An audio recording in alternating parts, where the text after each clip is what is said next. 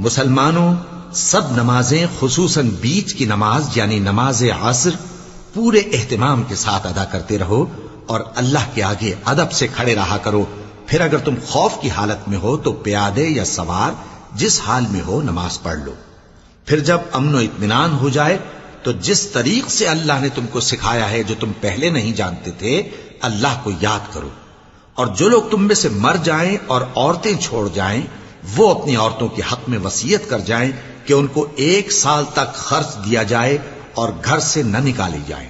ہاں اگر وہ خود گھر سے چلی جائیں اور اپنے حق میں پسندیدہ کام یعنی نکاح کر لیں تو تم پر کچھ گناہ نہیں. اور اللہ زبردست ہے، حکمت والا ہے. اور مطلقہ عورتوں کو بھی دستور کے مطابق نان و نفقہ دینا چاہیے. پرہیزگاروں پر یہ بھی حق ہے. اسی طرح اللہ اپنے احکام تمہارے لیے بیان فرماتا ہے تاکہ تم